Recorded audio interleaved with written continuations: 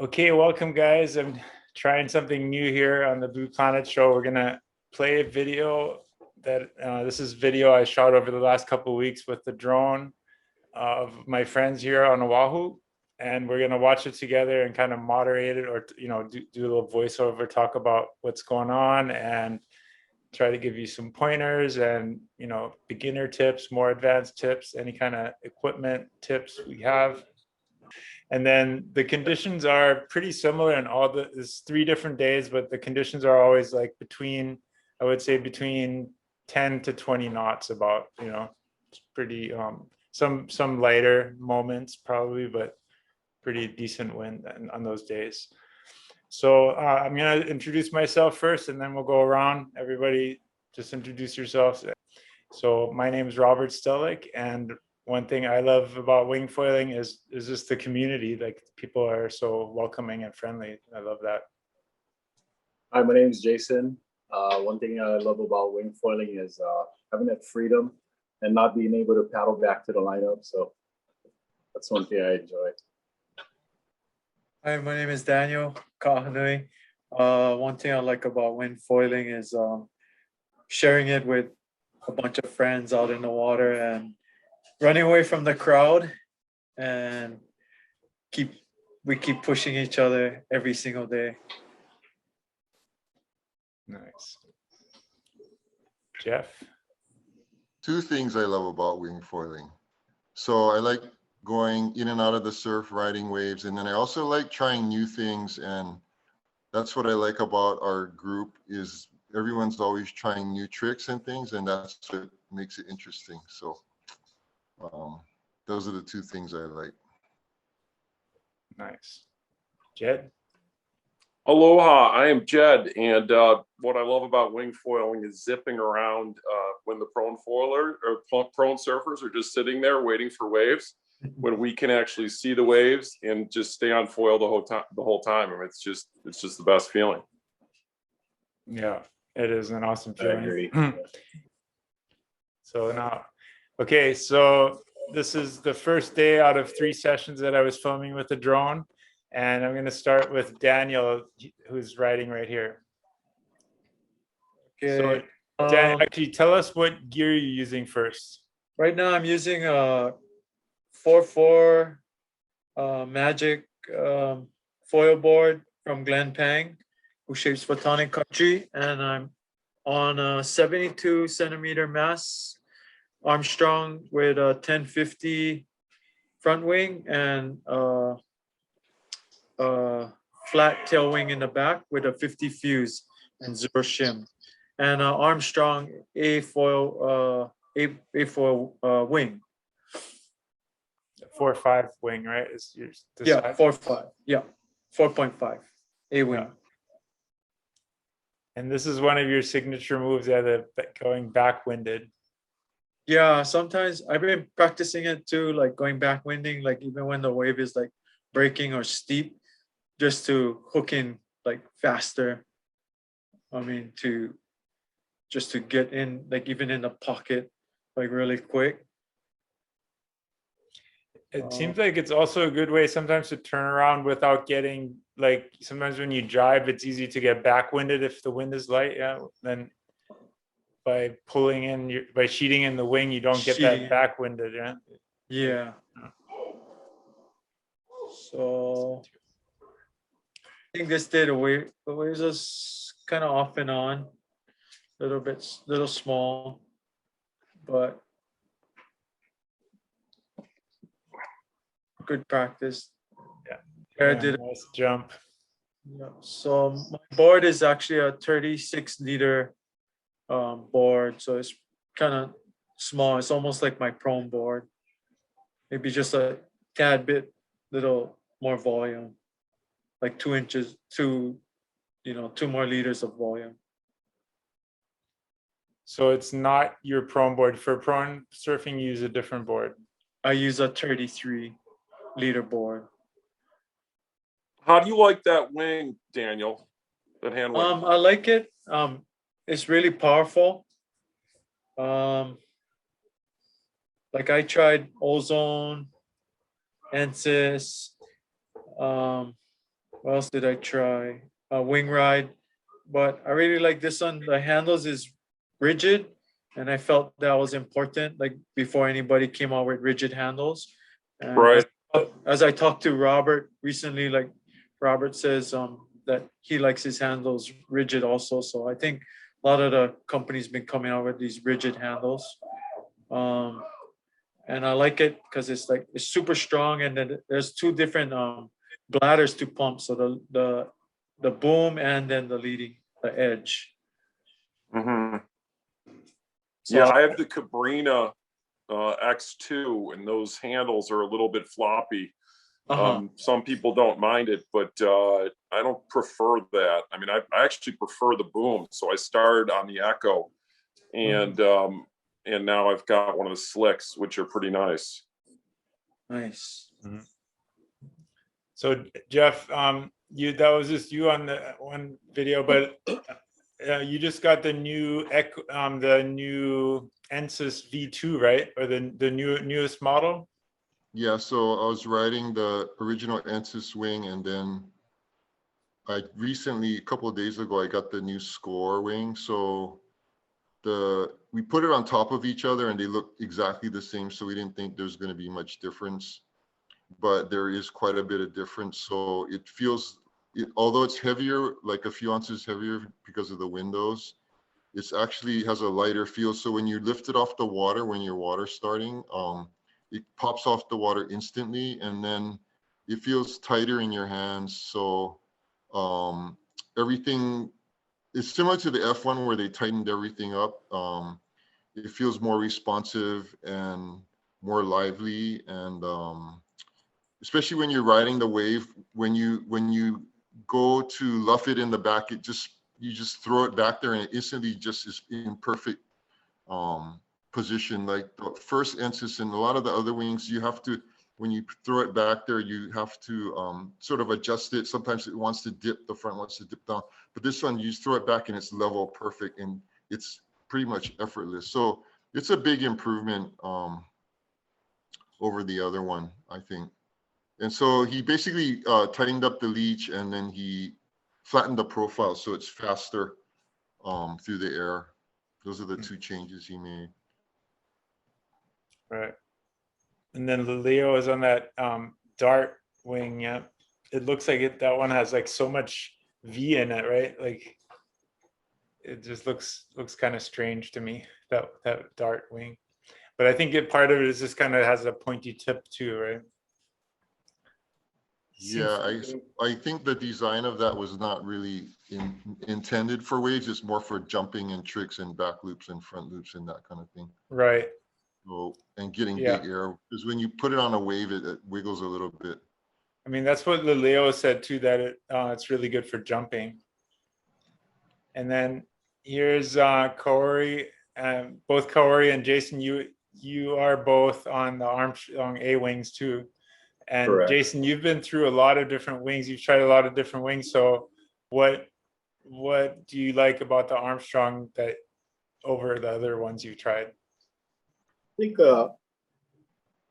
my favorite thing about the Armstrong is the power that you get and how stiff it is. That day, I believe I was using a 5.5 and Cowdy was on a 4.5 A-wing. And yeah, I also like it for jumping as well too. You know, like, and it parks really well when you're actually on the wave. And the wing tips are shorter, so it doesn't touch the water surface as much. Even with the 5.5, I don't really have that much problems actually touching the water surface. So that's the reason why I like that wing. And it's so beefed up, like the materials and everything that they put into it. That's probably like one of the best ones that I for me, for my preference, I like it. Yeah, I tried it too, and what I found that the wing tips are really thick, and even if you do touch down with it, it just seems like they just release really easily, right? Yeah, it just feels like it just kind of ricochets off the water, which, you know, like Cowdy and I actually found out. But it's a little heavy, you know, but one thing that I do like about it as well too is the windows. I mean, like most brands you get out there, you're not able to fold the windows or crease it, where this one you can actually fold it, which actually, like my wife and I, as soon as we're done, we just kind of crinkle it up and just throw it in the bag, and not having it tear and rip. This kind of what we're kind of looking for too, because we're not, like, as you see, like my wing hanging out on the hook over here. I know Jeff is probably looking at it, or probably like, they'll do that. But yeah, that's something I like about the Armstrong stuff. It's kind of well built. Put a lot of thought into it. And so you were on a 5.5, and I was on a 5.5. Daniel was on a 4.5. So I mean, what, like, there's quite a bit of difference in power, right, between the 4.5 and the 5.5, or would you say? Yeah, I think I used the 5.5 because I kind of like how it kind of umbrellas you down. Like I've been kind of getting inspired by you, Jeff, and Daniel, of course, who's kind of the leader in the jumping category right now. But I found like this one kind of lofts you down, like kind of umbrellas you down a lot more. So it makes it easier on the knees. So that's kind of why I like having a bigger kite out. And then also like getting the speed, it kind of powers you up really, really nice. It's easier to get going when the wind's a little bit light. Yeah. Yeah, because I fall a lot, so I kind of want something to get me up easy too. Because I'm using such a small board, like Daniel, I'm using a 4.4, and it's 22 wide, and it's like 45 liters, and I'm on an Armstrong 1250, and it's modified, so I lost kind of a little bit of width, not too much chord, but I've been kind of experimenting with my wings as well too. But how did you modify the 1250? So what I did was I had a belt sander, and I kind of shaved off the wing tips. I felt like it was kind of biting too much, like it was kind of tracking a lot, because I like to actually, like, I want more of that prone feeling, like when you're out on the surf. So I wanted something that actually would release like more from left to right when I'm kind of doing like turns. I wanted kind of like that real loosey feeling. And I felt like, cutting the wing tips down, and I got a flying detail from Jeff, which actually I just love. I mean, I think it's just unreal. So that was Kaori, Jason's wife, who just did a jump. That was a nice jump. Nice, Kaori. She's actually jumping pretty high nowadays. Kaori is too shy to be on the camera, so she's like just listening. Huh? But I feel like I got a good combination, with me kind of modifying the wing. I got it to where I like it now. And the tail wing, how did you modify the tail wing? So I actually I took off the winglets. I felt like that was kind of tracking a lot, so I took off the winglets, and it made it more lively, more responsive. It feels like it's more responsive. What about you, Daniel? What kind of tail wing are you using on your Armstrong setup? I'm using the V tail, also the flying V, with the tips on there. So just like stock, and I feel it works really good. But I also use this modified tail wing. It's a 12-inch flat tail wing, and it feels real like loose, and real like surfy feeling. So I kind of like that.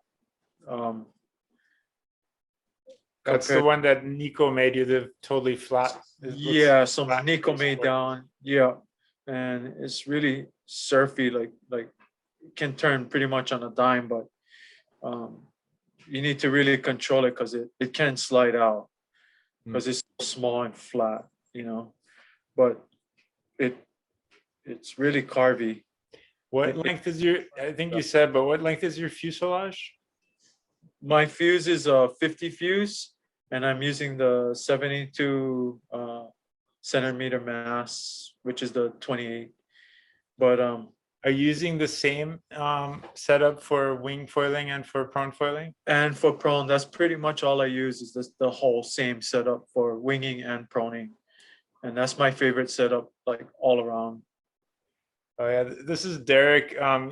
People always ask about that. Like he has this long leash line attached to to his wing, and just kind of lets it out and flies it way above, which is pretty cool. But yeah, he couldn't make it. He's at Home Depot, I guess. But yeah, that Derek always comes up with cool new stuff and trying out things and being creative. But That's probably the reason why he's probably at Home Depot. He's probably trying to figure out something to rig on top of his gun. yeah, maybe. I think he might actually be working because he's like winging all day long, so he has to work at night, get some work done. But Jeff, talk a little bit about your board. And I know you went from a big board to a smaller board and then back up to slightly more volume again, right? Yeah, well, in the learning, we went all the way from bigger boards, like I think we started out 80, 90, 100, and then I went down to a 55 and I rode that for 6 or 8 months. And then it's a custom Jimmy Lewis. So it's like 4.6, 22.55. And then winter came and we're up sailing the North Shore where the waves are really big and fast and the wind is fluky. So you have to start really quickly a lot of times before the sets come in. And that little board was sometimes hard to start right away. So I had Jimmy make me another bigger one, 65 liters. So it's 410, 23 and a half, 65. And that one feels really comfortable. It starts really quick. And I don't really feel the performance has gone down at all from the 55 liter board. But the starting in when you need to start is really critical. I mean, if the wind dies, I still sink all the way up to my thighs. But as long as there's a little wind, you can keep going. And it's a lot more comfortable than that little board. So I'm pretty happy with that one now. Yeah, I definitely like having a board that kind of keeps me more at the surface of the water instead of sinking way, starting way underwater. But I mean, Jason and Daniel, you both ride really small boards. So what's the reason? Like why do you take that compromise and just deal with the starting and light wind sometimes? And just why do you use the tiny boards? Well, I kind of been changing it up. So I bring 2 boards now. I bring my 36 liter board, the smaller like prone board for stronger winds. And I assess the conditions when I get there. And if it's kind of spotty, like off and on, then I'll pull out my bigger board, which is a 54 liter board. And the reason being, like, if there's waves, I'd rather be on my smaller board because it's more surfy compared to the bigger board. It's like a big long board, but kind of learning. 5 liters for most people is still pretty small, but Yeah, I guess for you it feels big, huh? Yeah, it just feels like a tank. But if you look at the good guys around the world, like Ridicolo, like Balls Mahler, and his partner that he always wings with, and there's a bunch of guys. But when they practice in the lakes, they're not using small prone boards. They're using thicker boards, and the reason being is because when you do the tricks with those bigger boards, instead of landing, when you land, you won't sink. You can stay up on the water and still go, especially on the lighter wind conditions. So I've been kind of just figuring it out and assessing the conditions, like see what the wind is doing. If it's strong and there's waves, then I'll pull out my small board and go for jumps and surf the waves and practice whatever tricks that I've been practicing. And then my bigger board, like I'll go on the lighter wind days and practice everything that I do with my small board on the stronger wind days, but just with my bigger board. So Yeah, makes sense. I mean, yeah, just recently started pulling off the flacas, and I think and that move, especially because you kind of land it flat and you kind of stop and then you restart. Yeah. That's where I think having a higher volume board really helps a lot. I think Keeps you on the water, keep you yeah, afloat. Can keeps get you from that sinking, spin and so and it's keep more likely going. that you'll pull it off and pull out of it. Yeah. I guess. Then you can use a smaller wing too when you have a bigger board, and so when you're trying those tricks, it's easier with that small wing to try and flip it around. So yeah, Robert and I, like the last few days, we've been trying to take out the tiny wings, even when the wing's light, because it's easier to just flip the wing all the way around. If it's smaller, it's a lot easier to try to pull off those kind of tricks. Yeah, having a smaller wing. I mean, I always try to use kind of the smallest wing I can because it's so much easier to handle and stuff like that. And I think I'd almost rather have a smaller wing than a smaller board. But I guess yeah, it depends. Having a small lightweight board is nice too, especially for jumping and spinning and that kind of stuff. It's nice to have a smaller board and turning on the wave, carving. Yeah, for sure. Yeah. I think Daniel hit it right on the money when it comes to, you know, like assessing the conditions. Myself too, I'm the same way. If the winds are kind of like cranking, then I'll bring out a smaller board. But one thing I made sure like all my boards actually have inserts so that I don't go out without my straps. So every board actually has straps now. And then of course, when it's lighter, then I'll bring out my 45 liter board, and my prone board is only like 34 and a half. And that's the only thing now too, is when I go out, I make sure I have like the right wind. Of course, when I bring out my small prone board, I tend to use my bigger wing just so that I can get up out of the water quicker. And then when I ride my lighter or my bigger board, then I'll bring out a smaller wing. Like you folks, you try to get the smallest wing because when you're trying to do all these tricks, you want less material and weight. So yeah, I totally agree with more maneuverability. What everybody's saying. The smallest wing and assessing the conditions for sure. Yeah. Hey, Robert, I may chime in for the mere mortals here. This is Jed Dietrich. I'm actually from Buffalo, New York. So I was out in Hawaii with you, just to give some background. And you got some video of me later in the show here. I appreciate you having me on. But I'm like 100 kilograms, about 220 pounds, 6'5", and I come from a windsurfing background, and then kiting, and then kite foiling, kite surfing. And I think if you don't live in Hawaii, having a bigger board and having more stability can lead to foiling more and really having more fun. So again, I respect everything that you guys said and your skill set, but your physical bodies are different than my size. And I know you're a big guy, Robert. So I think some people might be watching this saying, I can't see myself ever on a 45 or 55 liter board. I think the enjoyment of getting up on the foil and then, surfing through smaller waves with a bigger board can still be just as much fun for folks that just aren't on the same level as you guys. I mean, you guys are all on such a high level that it's amazingly impressive. But I think for the standard folks out there who are just getting into wing foiling, I think the bigger boards with more stability, more width, bigger front wing help a lot. 100% agree, Jed. Yeah. And by the way, thanks for joining us from the East Coast. I think it's like 3 a.m. for you, and it's like 9 p.m. for us in Hawaii. So we're just kind of a little bit after dinner, and you had to wake up in the middle of the night to join us. So appreciate that. Well, I appreciate you bringing me in on it.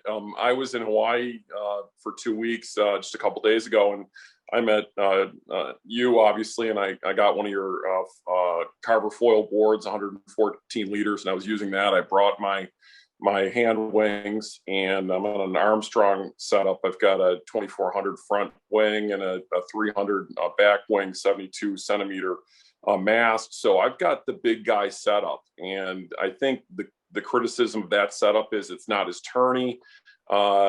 You can't make maneuvers. It's not as loose. But frankly, for someone my size and at my skill level, I'm having a great time. So I know I can go down like you guys to smaller things like the 232 HS, which I have, and I've got an 1850 HS front wing, again, Armstrong stuff, and those are great. But if it's like 10 to 20 or 10 to 15, and I can't get on foil, I mean, I just think about Greg Nolan riding Giants, man.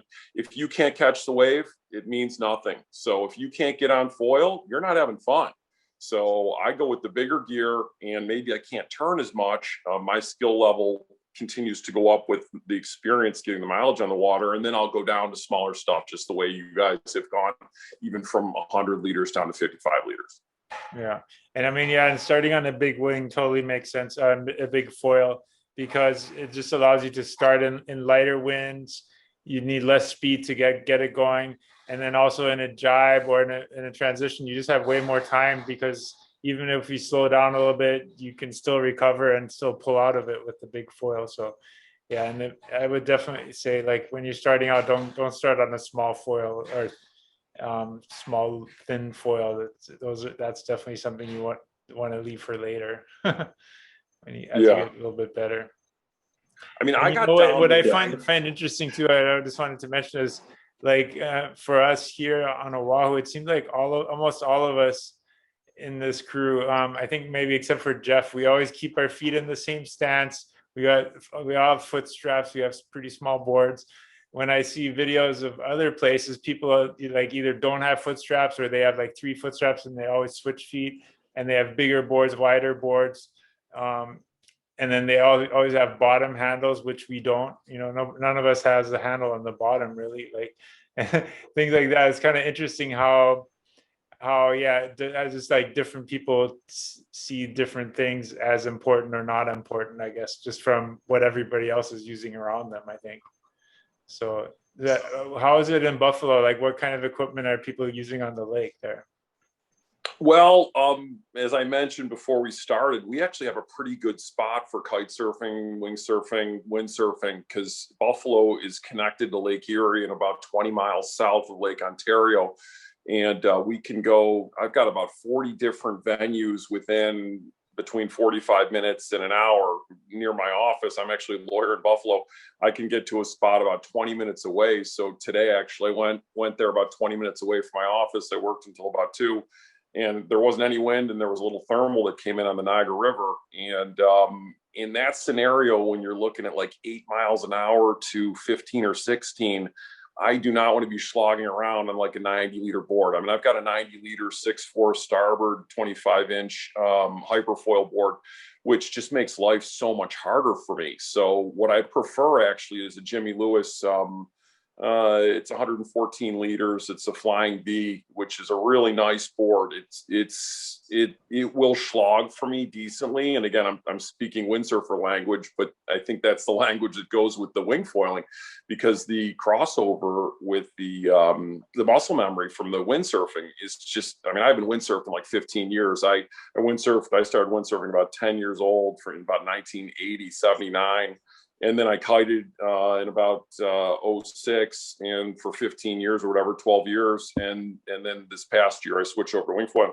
And the comparison between like closing the gap with a wing foil sail and a windsurfer, I think is just so similar. I'm probably speaking a language that any of the windsurfers, any of these guys here for windsurfers, that's the way it goes. So in Buffalo, the gear is a little bit bigger, although we've got some pretty avid people. I got a good friend of mine who goes down to Jupiter, Florida, and he gets probably 50 or 60 days in the ocean down in Florida. So he is going towards smaller gear, and the waves are bigger there. We get more flat water. So, I'm working on foiling tacks and things like that, just because we don't have as much wave action. So that's why when I was in Hawaii, it's such a great time. So, Dan, you want to tell the story that you told earlier about what happened at that spot today? So there was like 4 or 5 of us out, and so we were winging, and we were going in and out for like an hour or so, and then we come to the inside reef where we kind of jibe or tack to go back out.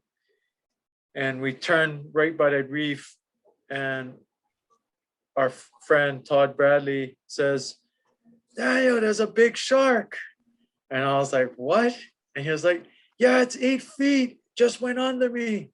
And I'm like on my little prone board, and I'm like, "Oh my God, like, should I just leave and go in? Like, cause I'm on the inside already, like just dig out." But I seen like there was like 4 more people out there, and one of them was like Jason's wife, Cody, and there was like Nani, this girl Nani, and then there's this other kid, Keanu, and he's a young kid. So I kind of just was screaming at everybody, "There's a shark!" And so first thing, Cody's gone, and then I told Nani, and she was gone, and then the other kid was like, "What? Really, really?" And I was like, "We're out of here." And he was like, "Okay, let's go in." So we all dug out and went in, but we got to shore, and then some other guys was pumping up, and then we told them, and some of them, couple of them went out, like Kid Keanu went back out, and one of the guys in this video, like Lileo, he was like, "I'm just gonna leave it, but leave it for the locals to have their lunch out there." And I was like, "Oh, okay."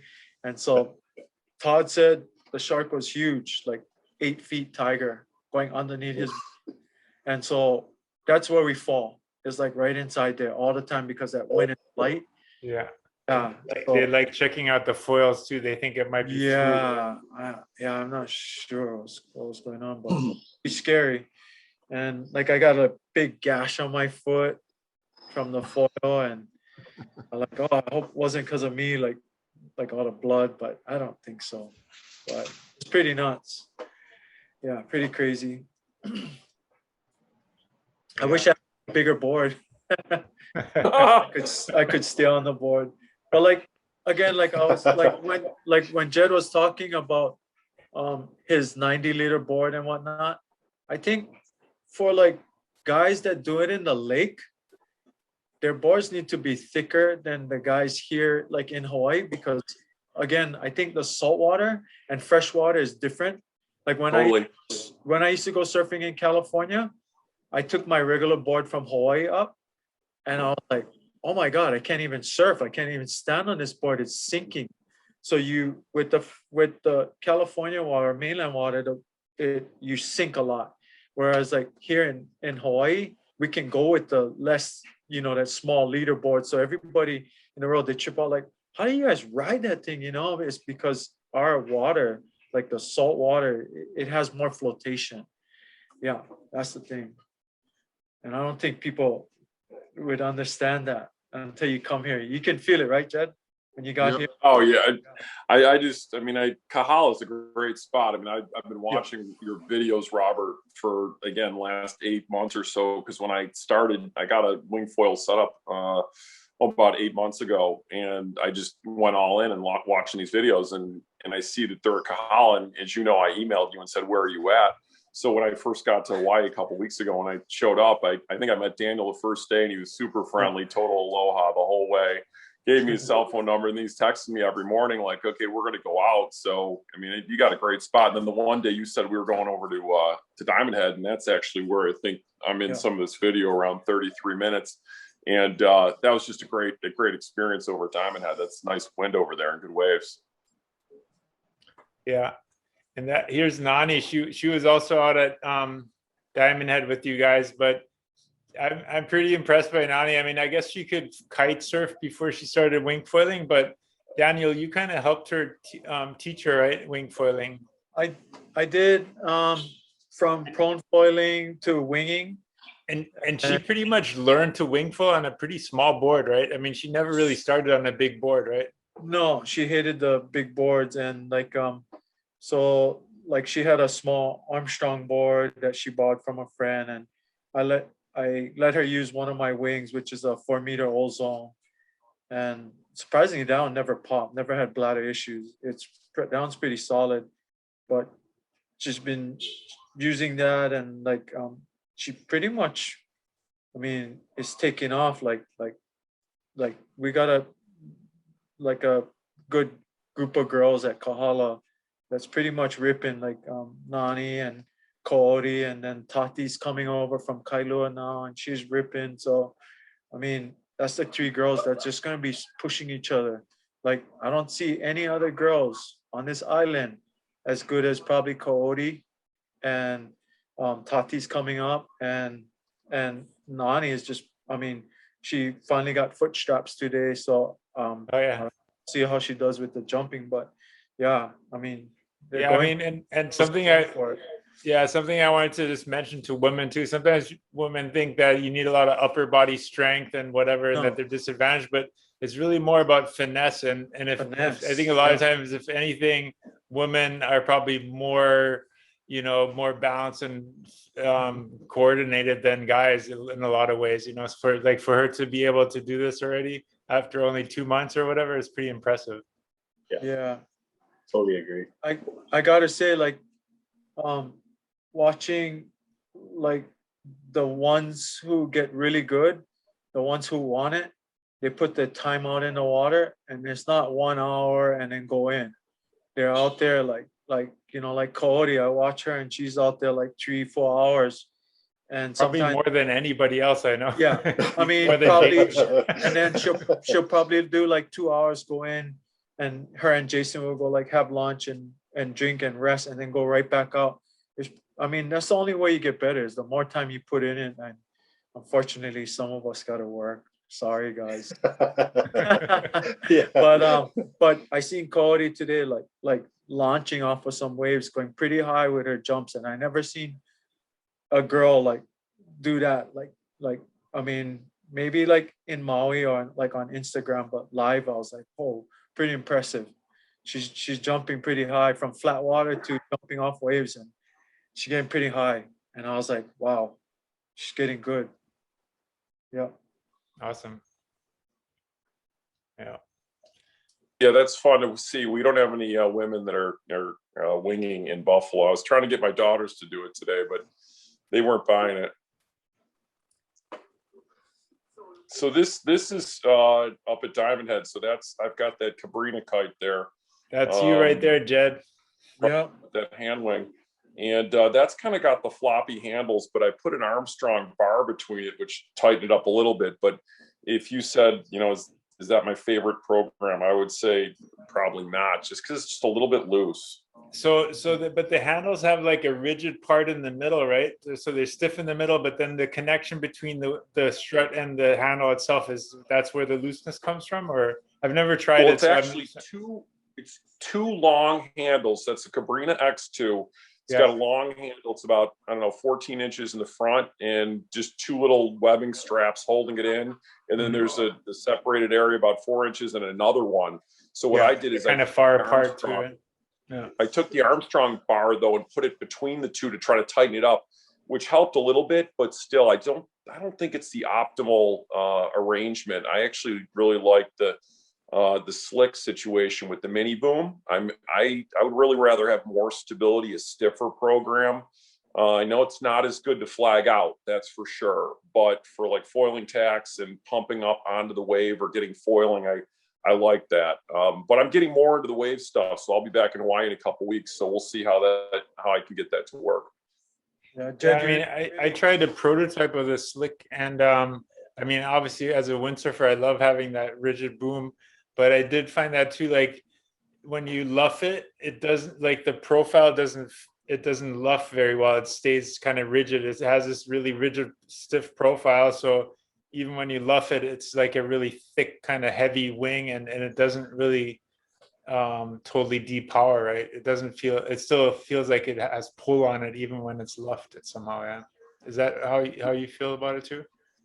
Yeah, no, I do feel that way. And again, everything's a give and take. So for my situation, because we do get waves, but it's got to be super windy. They're wind driven waves, and they don't have a lot of push behind them. I mean, Lake Ontario, they're a little better than Lake Erie, but in general, I just don't have sets coming through like you folks do. So the majority of the time, 80% of the time, let's say, I would rather have better low end, stiffer, better to come around on a foiling tack, everything stable, versus a lighter type scenario. But I would be interested in knowing what hand wing do you guys think flags out the best? Which one floats behind you the best, guys?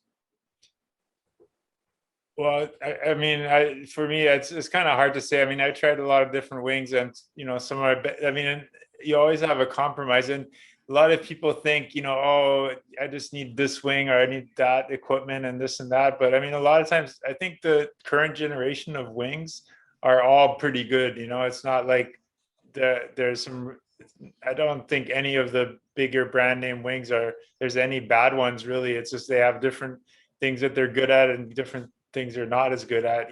So I mean, for us riding waves, yeah, we like a wing that handles really well when it's luffing. And Yeah, I don't know, I mean, I think all the ones we use are kind of more oriented towards that. The Ozone, sure. the Armstrong, the PPC wing that I'm using, and the NSYS. I don't know, which one do you think is the best, Jeff?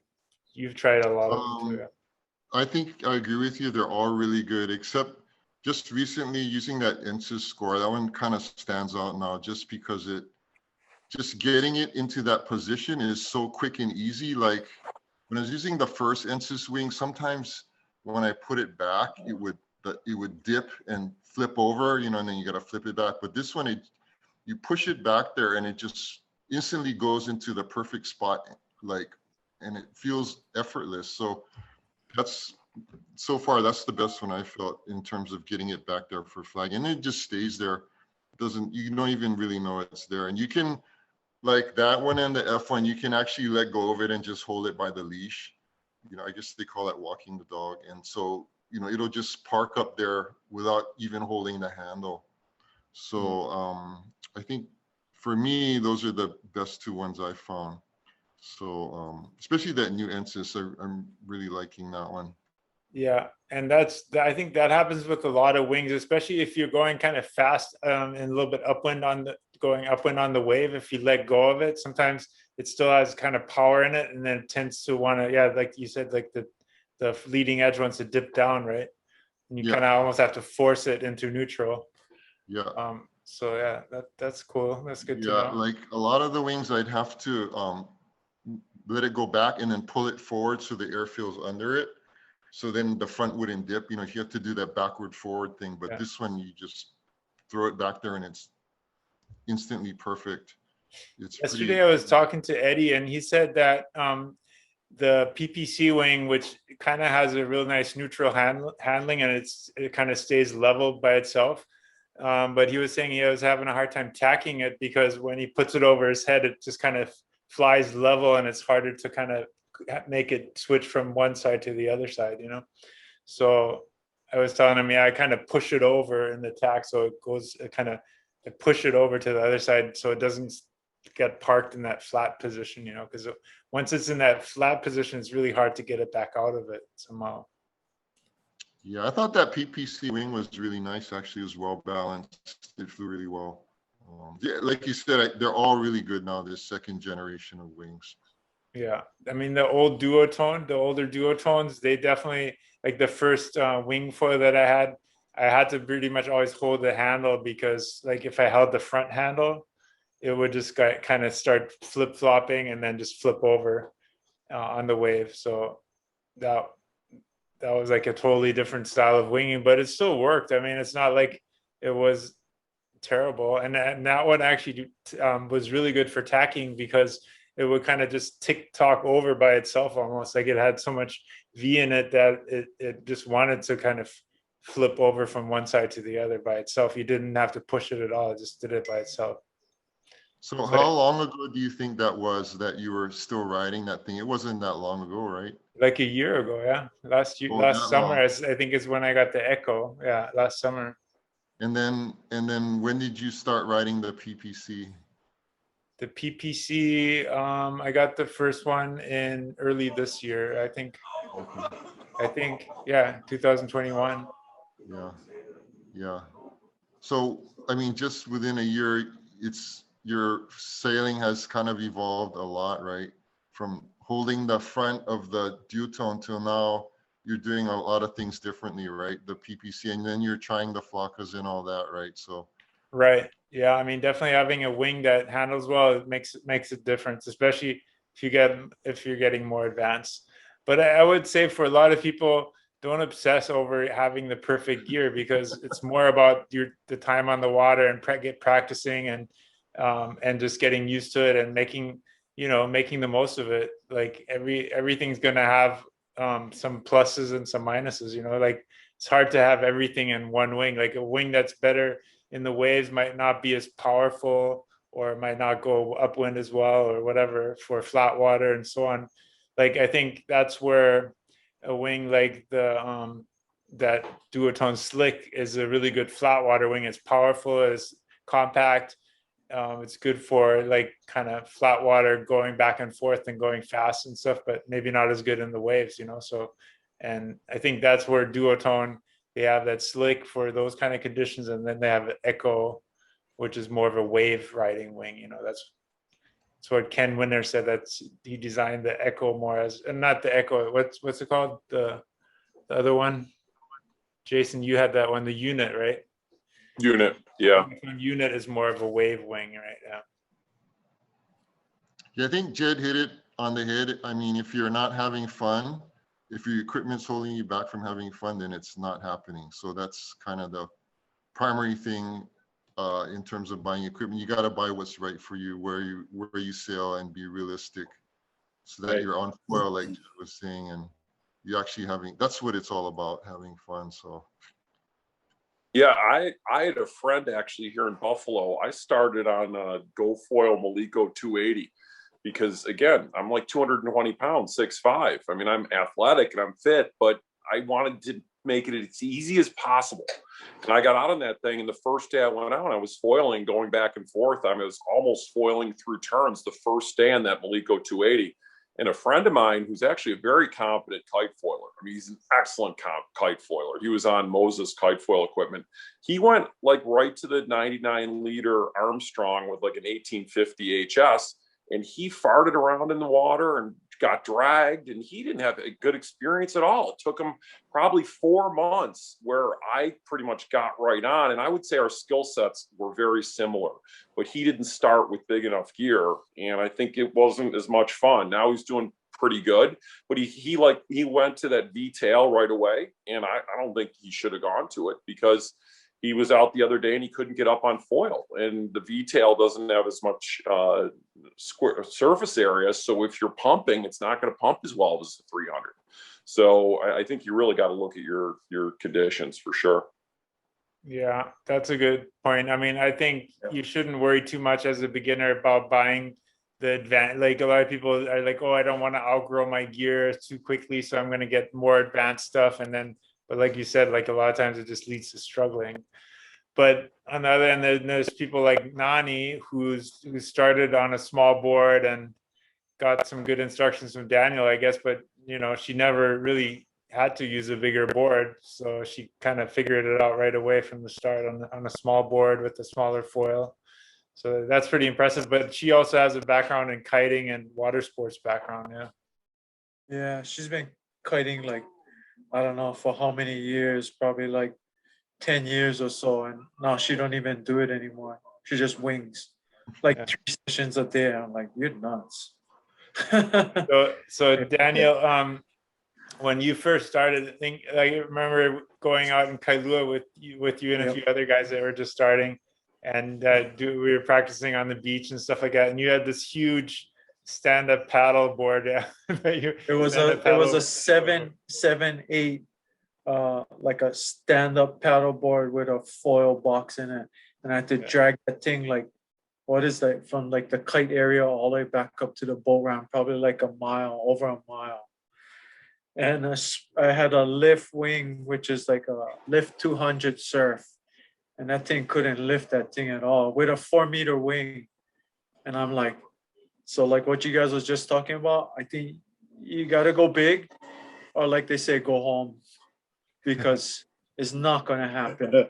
So like everybody who starts, I like, go big. And they're like, no, go big.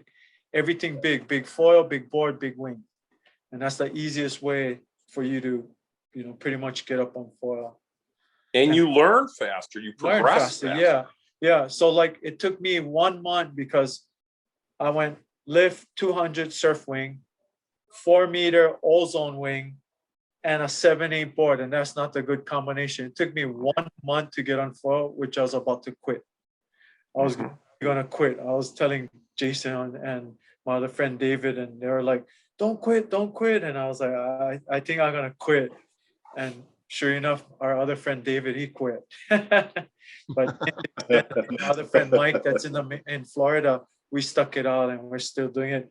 And I think just because like just us being together, like with Robert and Jeff and Derek and Todd and all these other handful of guys that we wing with. I mean, we just kind of pushing each other, we just stick it out and just try to progress from there. Yeah. So, No, it's definitely fun to go out with friends because like whenever we go out together, we kind of push each other and stuff like that. yeah. But Yeah. then And sometimes actually I find that I actually have really good sessions when I don't have that pressure to, like when there's no one else out, I'm just kind of by myself and nobody's watching. Yeah. Then for some reason I wing better when when I don't have that pressure of trying to show off or whatever, And then there's another guy in this video, the guy Danny Tamante. He had an orange F1, but he's been doing really good too. And he's like in his 50s, and he's been coming along like really well, like tacking and jumping. Like he's just so into winging now. Like he's hooked. That's all he wants to do is just wing. Like I barely even see him stand up foil anymore. And he's a really good stand up foiler. He's a legend. Like he started like before me, like foiling. And I asked him about it back in the day, and I asked him if it was hard, and he said no, it's easy. And so I was like, okay, I think I better try it. But yeah, he's got really good, like he's busting like airs off waves too, like going high. So yeah, he loves jumping. Yeah, he loves jumping. But just now, that was Eddie and Mario coming in perfectly at the end of their session, so that was kind of a good one to watch if you want to come in at that spot. Kahala. Coming over the reef, you got to know exactly where to go and where not to go. More importantly. All right, well, that was all the footage we got. You guys have anything else to add? Any tips for learning beginner, the people getting into the sport? Well, the one thing I would say is you really can't be too old. We got a guy here in Buffalo. I mean, this guy is hard as nails, man. He's a tough guy. He's a construction guy. He's 72 years old, and he was a kite foiler, so he had foiling experience. But he switched over, and he's getting dragged all around. And every day he comes in with a smile on his face, and he just can't be any happier learning something new. I mean, I think that's going throughout our group here. You learn something new, you get a challenge, you try to go further, you get a challenge, and that's so rewarding when you're together with your buddies and cruising along above the water with no sound and no friction. It's actually easier on your body. So I think that's the greatest thing about it. You don't have to be super fit. You have to be dedicated and tenacious, but the end result, if you stick with it, is great. Yeah, I would say, like, no matter how frustrated you are, just keep going. Don't give up. I mean, like in the end, it's rewarding. I think also just like Jason said, just keep going, but main thing, just try to be safe. Sometimes it's pretty scary. Like I said, I slipped my toe the other day from the foil and just got out, and I didn't know it was that big, but it slid it right open. But just try to be safe and try not to go up by yourself. Like try to be with, a couple guys or another guy, because it can get dangerous. Was that from your V-tail? No, that was just from The my, I max?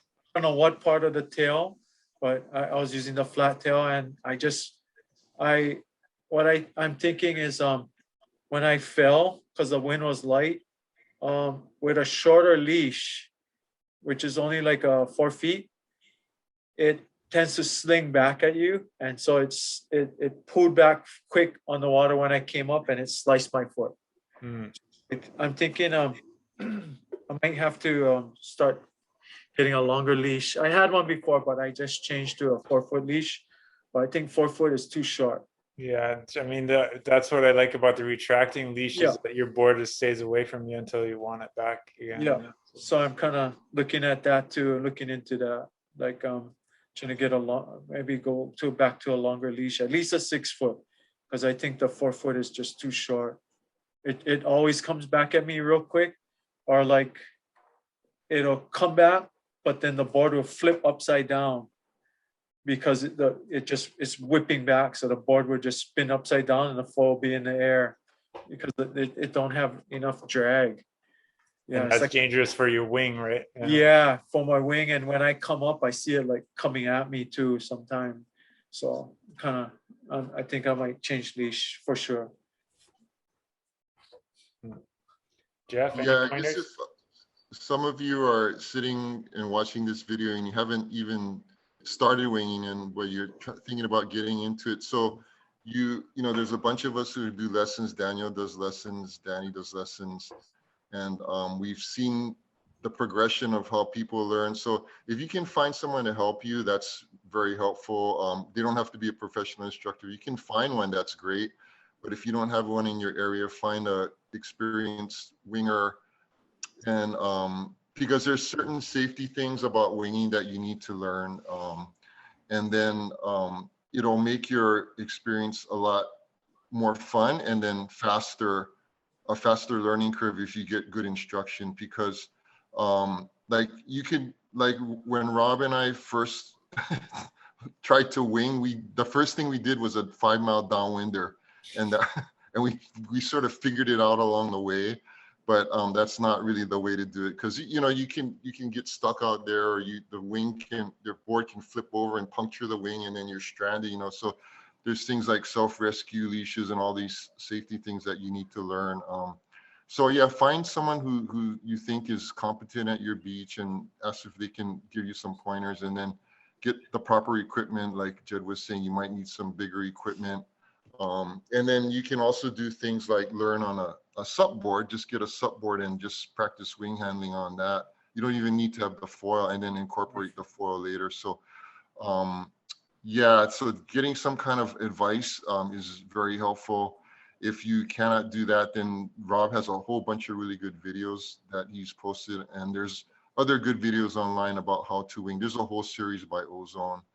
I mean, there's other guy, Gunnar, he also has a bunch. But if you just go on YouTube and search how to wing, you'll be surprised how much stuff pops up.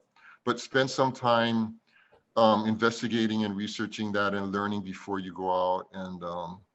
And then, yeah, I'm sure, you know, whatever you do when you get out there, I guarantee you'll have a good time if you know, take it the proper steps, you know, one at a time. So it's very addicting, and it's also rewarding at the same time. Yeah, Damien, Leroy, those guys are doing some really good videos too, instructional videos online. So yeah, there's a lot of good information on YouTube for sure. And I guess, yeah, for beginners, what else was I gonna say? Yeah, just The take it one step. skateboard. The Sorry? skateboard, Robert. The skateboard. Oh, yeah. Yeah, I mean, I was gonna mention that, like, try to learn one thing at a time. Like, don't try to learn foiling and winging at the same time. Basically, you want to learn the wing handling separately. Like Jeff was saying, either on a stand-up paddle board ideally with a dagger board, like an old windsurf board works well because it keeps you upwind better. And then, yeah, boards are great, except that people kind of tend to damage their wings easily. Like if you drag the wingtip on the asphalt, then it's gonna ruin it. But so you want to be careful. That. You want to, yeah, avoid that for sure. But yeah, it's for me, that's how I learned how to tack, basically, is on a skateboard. Me too. You know, figuring out how to tack and shift the wing over your head and stuff like that. Because you can just take your time and you're not going to come off the foil and stuff like that. And then, yeah, just practicing a lot on the beach with the wing, just getting used to the wing handling, understanding how to lift up the tip, but keep the wing pulling you forward without touching the tip on the water, basically. And that's kind of a skill you can learn before you get in the water, and save you a lot of falling in and getting back on again, you know? The other thing Totally is agree. going out on the right day. I mean, you kind of want 15 miles an hour or 15 to 20 when you first start. Because if you go out in 10, you're gonna float around, and if it's over 20, you're probably gonna get blown off the water, right, guys? Yeah. Yeah, it's actually funny because the first wing that I got, the Duotone only had one 3 meters size wing available. So I sent it, and so I had to learn on a 3 meter wing, and could really only go out when it was like blowing 25 knots or something like that, But then it worked fine, It's actually Well, almost, I had the opposite situation. I got a 6 meter ozone wasp, and again, taking my own advice, there was probably way too much wind. It was about 25 miles an hour with a 6 meter ozone and a 186 liter easy foiler that I bought from you, Robert, with a huge front wing. And I yeah. mean, I was overfoiling, I was going over the side. I mean, the thing, it was kind of a mess. But then you learn, and then you get a smaller setup, and you get dialed in. Yeah.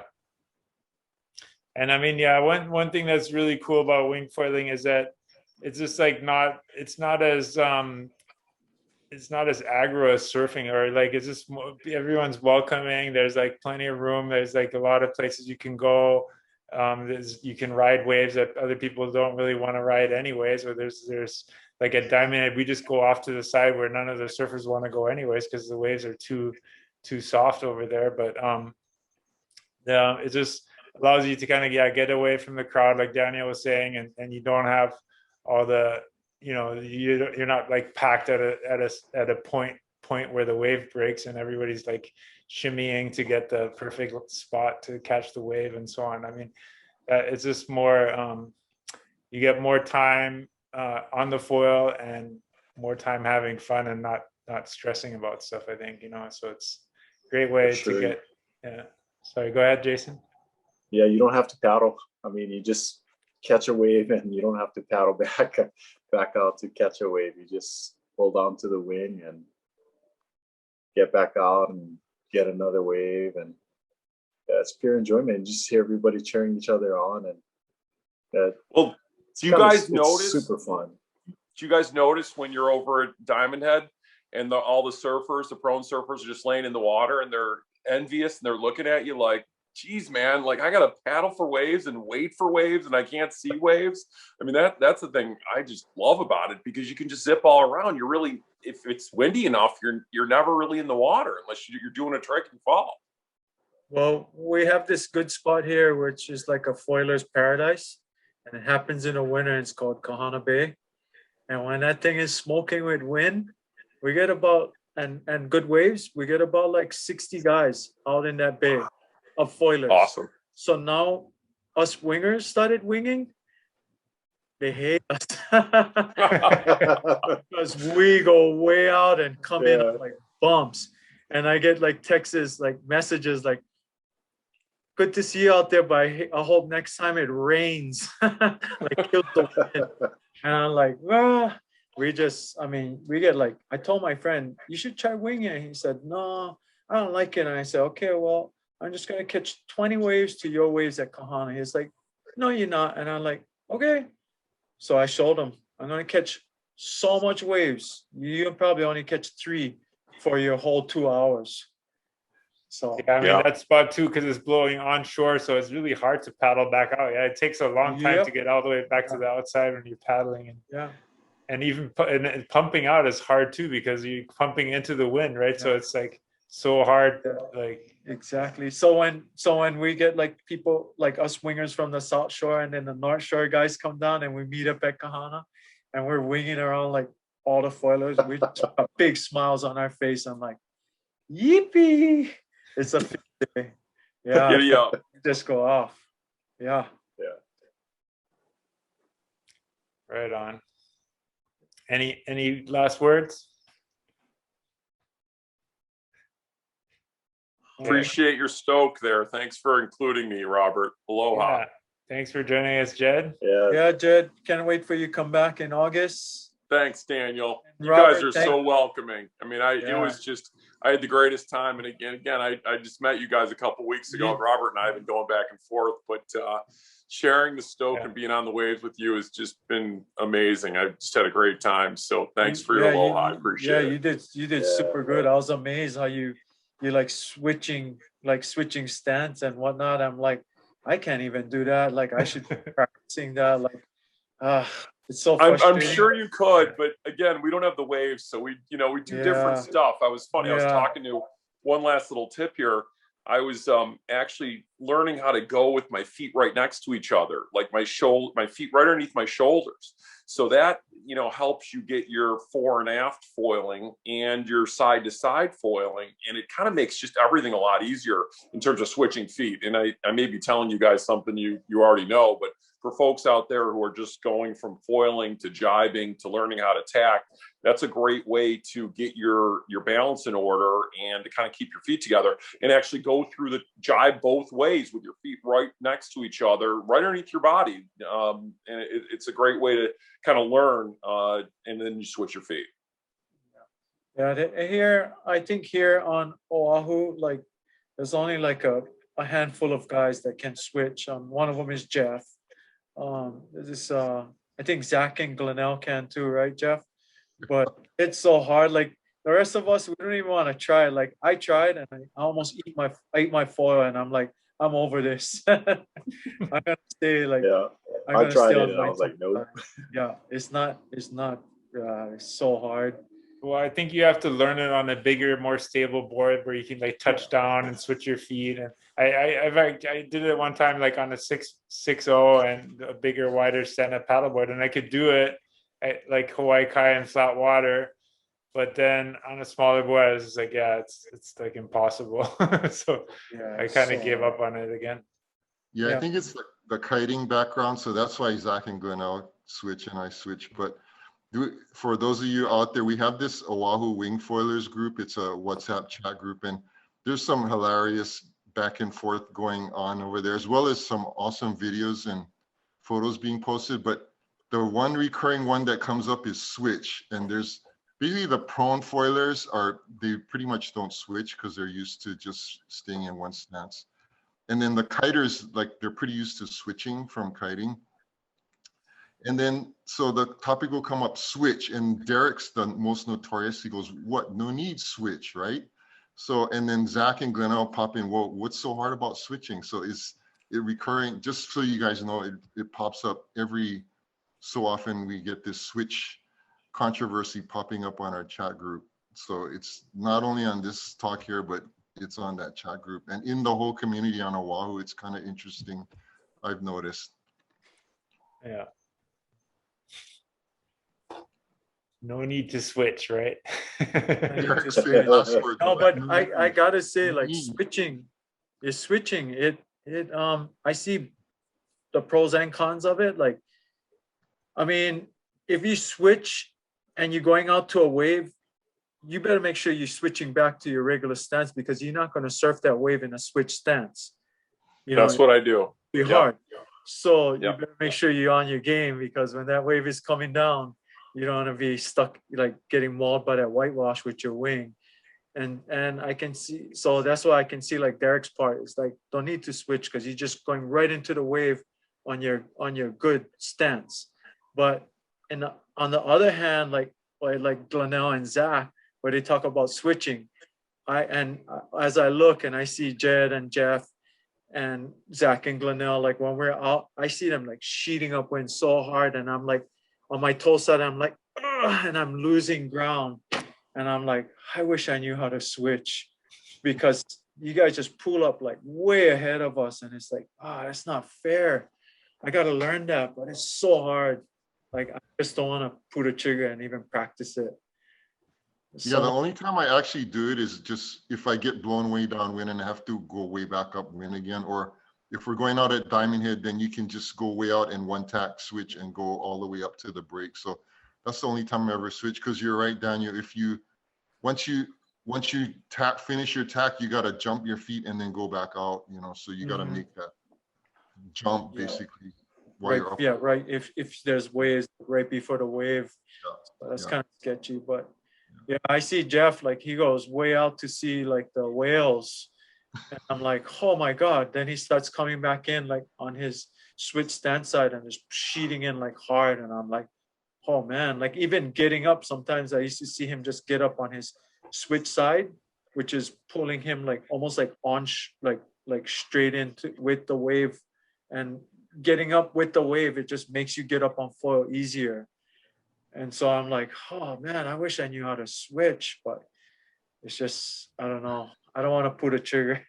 I'm gonna stick with Derek, and more to you, Derek. I ain't switching. No need. No need. It's so hard. I give you guys credit for switching though. Oh man. Yeah, and I just wanted to say, Jed, too, the reason why I invited you is because you like your stoke level is so high. I mean, that you get up at 3 a.m.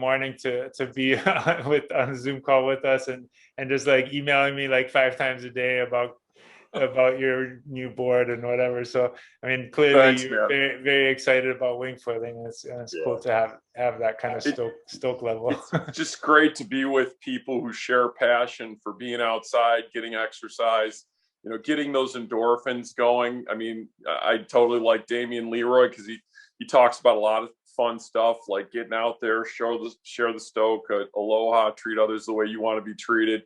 You know, get through life and have a good time while you're doing it because you're only going to do it once. So I think we're all together on that one. Yeah. All right.